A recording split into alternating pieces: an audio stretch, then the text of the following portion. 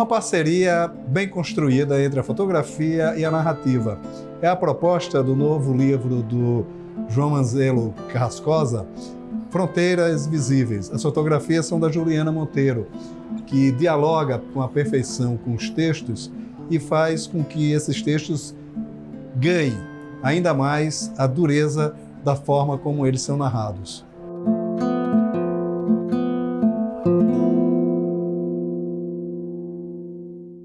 João, vamos falar de Fronteiras Visíveis, que é um livro curioso, que ele já tem um ensaio fotográfico aqui, que é mais ou menos uma sequência do cinema mudo, né? Pois é. Ele acaba contando uma historinha também, né? A primeira coisa assim, que chama a atenção desses contos, os contos aqui reunidos, você debate muito a questão das relações humanas, né? Da convivência, sobretudo entre pais e filhos, né?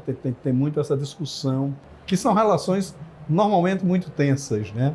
Quer dizer, como é que foi trabalhar essa temática também? Com um certo psicológico também?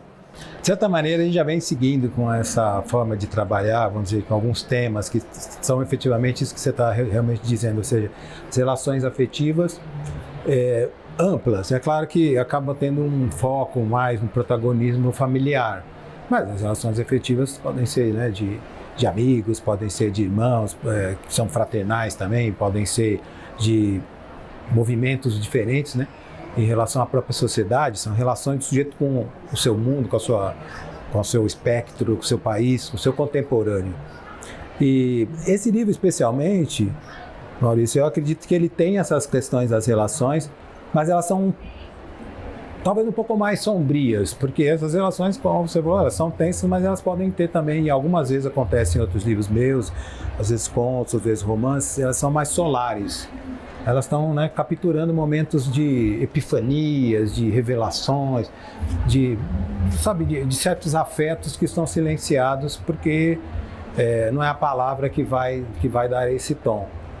Mas nesse livro, você pode ver até o próprio projeto, ele ganha uma cor mais escura, né? Ele é mais penumbroso nesse sentido, porque tem várias histórias que são mais trágicas. Então, eu trabalho bastante com o drama, mas o drama, né, não tem o corte da morte, mas o trágico tem, e alguns livros, algumas histórias aí são. Ou que já aconteceu a morte, e aí está, né, pensando nesse vazio, nessa falta, nessa ausência, ou isso vai acontecer na história, né? Claro, não vamos dar spoiler, mas conforme você vai avançando na leitura, ela aparece. E teve essa questão também das ligações, ela tem a ver também com o próprio projeto do livro, porque é a relação da fotografia com a literatura. Ou seja, tem as palavras, né, tem as narrativas, mas tem também o aspecto das fotos, como você falou, que criam também uma outra narrativa. Então são ligações, tem o afeto do escritor ao afeto da fotógrafa, que criamos então essas fronteiras que são visíveis em alguns momentos entre essas duas artes, mas ao mesmo tempo elas também se imbricam. Em certos momentos elas não são mais justapostas, elas são aglutinadas. E aí esse fazia parte da nossa ideia, minha e da Juliana, de fazer essa mistura.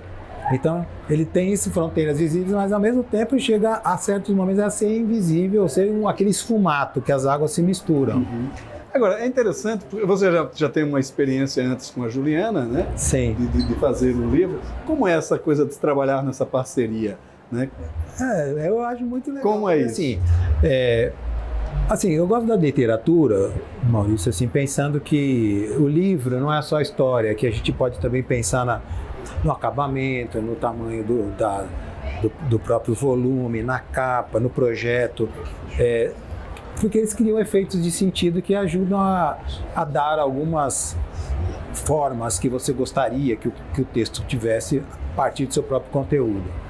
E trabalhar com a fotografia, ou trabalhar com tipologias distintas, coisas dessa natureza, eu sempre gostei de fazer, pensando justamente que tem um ganho, né, na literatura. Aquilo que você quer dizer, o seu dizer, ele incorpora também outras artes. E aí surgiu tempos atrás essa primeira experiência com a Juliana, que foi um livro chamado Catálogo de Perdas. A gente começou a atuar juntos. A gente, na verdade, na época, a gente entrou com um projeto no Rumos, né, um edital de Rumos do Itaú Cultural, que tinha vindo de uma viagem que eu tinha feito para a Croácia. Eu fui no Festival do Conto Europeu, que se dá na Croácia. O Brasil era o país homenageado, então 4 escritores brasileiros foram convidados. Eu era o veterano, né, e contista com carreira mais longa.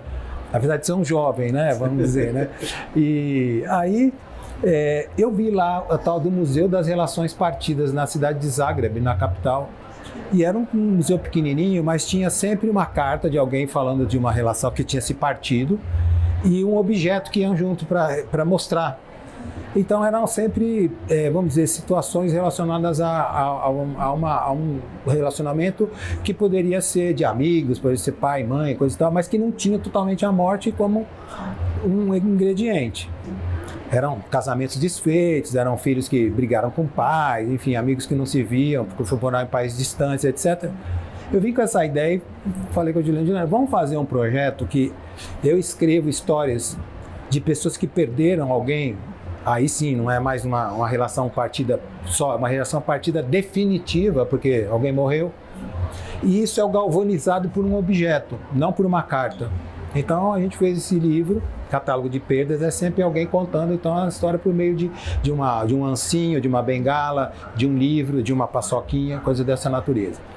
O livro ficou muito legal e a gente gostou de ter feito, e aí falou, vamos continuar o casamento artístico? Então a gente pensou nesse Fronteiras Visíveis com essa ideia de proporcionar uma experiência também leitora e de fruição estética de quem pega no livro, que não é só a literatura que está ali, que fosse sempre ligado a uma duplicidade. Tanto porque você tem a literatura aqui e a fotografia aqui. Então como que seria isso? Ela criou, como você viu, 2 cenas fotográficas, que depois, se você girando, você cria, né, um movimento, como você falou, do cinema, que é uma senhora entrando num mar, que é o lugar de onde a gente veio, vamos dizer, das águas, e na outra borda você faz um movimento, é uma criança saindo. Então, de certa maneira, esses 2 ensaios fotográficos, eles são circulares, porque essa mulher que entrou no mar pode ser ela que saiu, a criança, ou a criança que deu giros, envelheceu e voltou, né? Essa ideia que ela criou, então, acaba se transformando, resultando em 2 flipbooks, né, que você vai girando para cá, girando para cá. Também ela ensejou, da minha parte, escrever histórias que elas não fossem lidas como uma sequência toda de um livro, de contos que você vai montando. Claro, tem uma ordem, um porquê. Mas a ideia era que a cada 2 contos você tivesse uma margem para começar outros 2 contos. Então, você vai fazer uma fruição que é diferente, não são os 14 textos ao longo, são 7 pares, porque você começa com as fotos, que são duas situações, aí você vai chegar ao primeiro conto, que é uma situação X, e o segundo conto que está só com ele, ou seja, eles são, vamos dizer, espelhados. E aí no meio disso tem mais uma foto, que é uma foto de água, de mar, de onda, dando esse movimento, aí você tem mais 2 histórias. E aí você vai compondo essas parelhas. Não é então uma coisa assim, aqui tem a fotografia, aqui tem a literatura. Não, tem 2 movimentos fotográficos e aí a cada 2 movimentos literários você tem as águas da fotografia ali novamente. E aí foi muito legal ter feito isso com ela. A gente até tem projetos de fazer outras coisas, porque acaba criando um desafio para você pensar em algo que não é você fazer um livro que tem uma história e uma foto que corresponde àquela história. Que é muito comum se fazer assim, ou se fazer até um livro, vamos dizer, ilustrado, que você tem ali uma página ou página dupla e na sequência uma fotografia ou uma ilustração, um desenho. A ideia é como isso poderia ter um outro sentido, que não fosse nessa intercalação, mas que fosse diferente, tivesse o diálogo. Então você vê, começa com as fotos, poderia ter começado com os textos, né? Mas aí tinha um porquê também, você primeiro entra na visualidade, você entrega esse primeiro momento visual, né, imagético, e aí depois você parte para a palavra. Agora, os seus livros, eles têm uma característica muito forte. Acho que isso, muitos contistas fazem isso. Não é que seja tematizado os livros, mas as histórias, os contos, eles dialogam entre si. Ele há uma lógica de organização desses contos. Como é que você trabalha isso? Isso é planejado? Isso vem, de certa forma, de uma maneira natural? Como é que é feito isso? Você sabe, você é escritora, às vezes você tem um vislumbre de um projeto mais definido, outras vezes você começa escrevendo uma história e escreve outra, aí você fala, essas 2 são da mesma água, né? essa aqui não é. Então você começa a ver que elas estão ali dialogantes, que elas são de uma mesma atmosfera, aí você vai percebendo o projeto ir ganhando corpo. Ou, como eu estava te dizendo antes, às vezes você já tem a ideia desde saída, né? E eu acho que a própria obra da gente, né, uma espécie de meta-obra, ela vai gerando outros trabalhos. Por exemplo, eu fiz um livro chamado Tramas de Meninas, que você conhece esse livro, você leu, até comentou comigo. O Trama de Meninas, ele tem duas partes, e esses textos dialogam para criar uma trama, né, para fazer os fios. Tem os fios, é uma primeira parte, alguns contos, tem outros fios, outras partes. Só que tem mulheres nas histórias, mas ele é capitaneado mais pela figura masculina. Pois a partir dali, um dia eu escrevi um texto mais de uma personagem mais feminina, e eu pensei, eu podia fazer tranças de meninas, porque tranças também é você, né, faz a amarração de dois elementos aí, duas partes, dois fios, né, ou dois tantos de cabelo, né, que poderiam ser dois tantos também de situações, de assuntos, de temáticas, de afetos. E aí comecei a fazer, aí você vai fazendo histórias nesse outro, que você fala, não é por aqui, esse não é daqui. Esse é de um outro lugar, né? Isso a gente sente que, como você está falando, muitos autores, contistas, eles vão percebendo que as histórias, elas têm o seu aspecto autônomo, mas elas também vão se fundindo à medida que você, como você sabe, coloca quem começa, qual conto começa, por que depois vem o outro, por que termina com aquele. Que a gente sabe, né? Que vai ver escritores que pensam bastante, como Primeiras Histórias, né, do Guimarães Rosa, que começa com As Margens da Alegria, o menino que vai lá para uma cidade que está sendo construída, que deve ser Brasília, né, Maurício? E no final, esse menino voltando para casa, ou seja, como se fosse duas grades do livro de contos.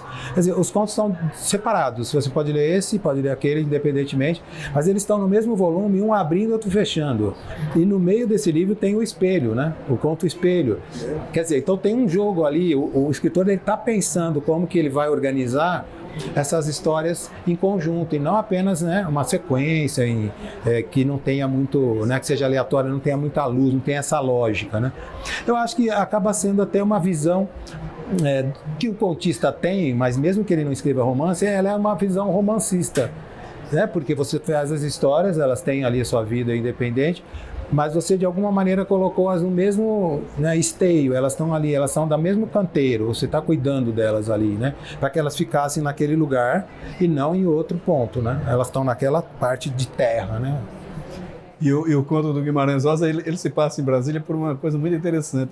A Ana Miranda, ela quando leu o conto, ela me contou isso uma vez, que quando ela leu o conto, que tem a cena em que a cobrinha verde passa a estrada, né? Ela disse que chorou porque viu aquela cobrinha em Brasília, quando ela passou a infância em Brasília, né?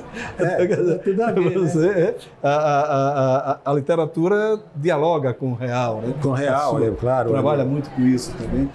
E você trabalha muito com... É interessante porque você sempre salienta a importância da poesia na sua prosa. Como é essa relação? Por que a poesia é tão importante para a prosa? Então, Maurício, eu acho que são as coisas que vão formando a gente, né? Que a gente até gosta depois de ter tido essa formação, porque ela acaba sendo determinante também no nosso trabalho artístico. Que foi o seguinte, eu sou do interior de São Paulo, né? Uma cidade pequena chamada Cravinhos, e eu sempre falo que Cravinhos é uma cidade importante, né, para mim, né, enfim. Mas tem muita gente que nasceu num lugar e na cidade é só a cidade, não teve experiências como eu senti que tive nas minhas iniciações, elas foram muito caras ali, muito sentidas, muito queridas. Então eu aprendo e sempre fico pensando naquilo. E uma delas foi justamente começar a ler pela poesia. Eu ouvi histórias, tá? Meu pai contava histórias para a gente dormir, os irmãos mais velhos.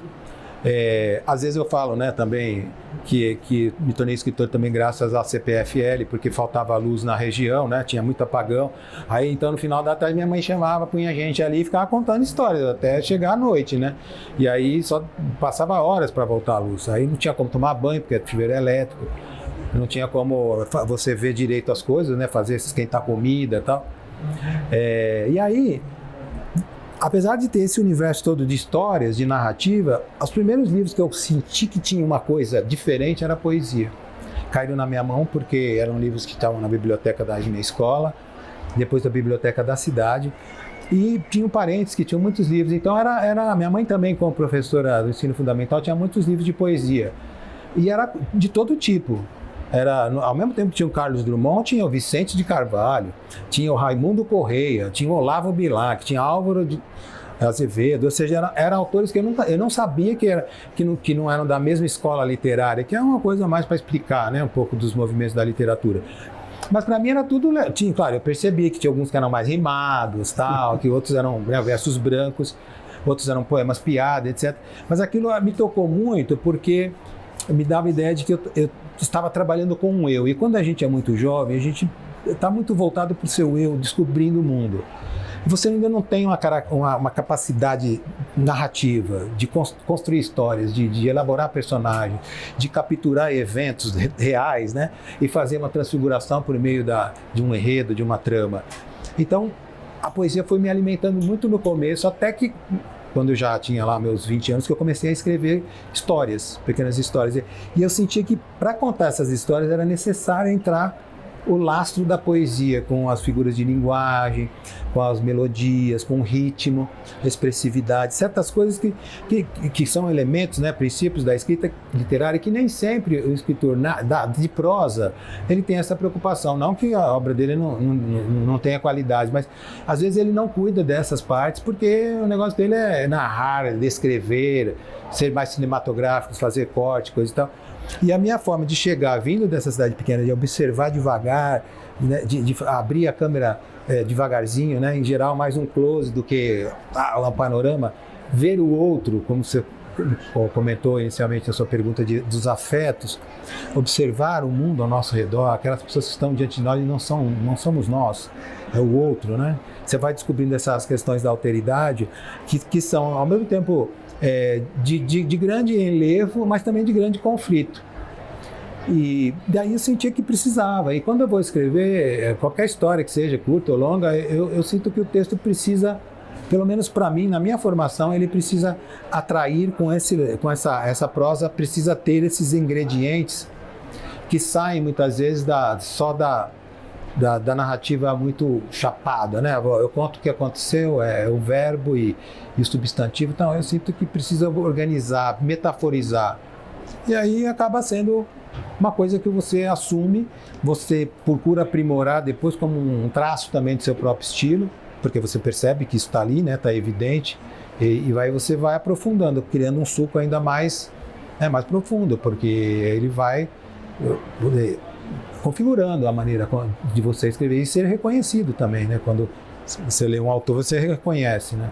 E é necessário ter algo além da mera narrativa, porque senão é jornalismo, né? Não é literatura, exatamente, né? Isso que eu tô falando, você tem que ter... Senão você só está narrando o fato, né? E não é. Eu acho que a literatura é você trabalhar o fato com um outro jeito de contar.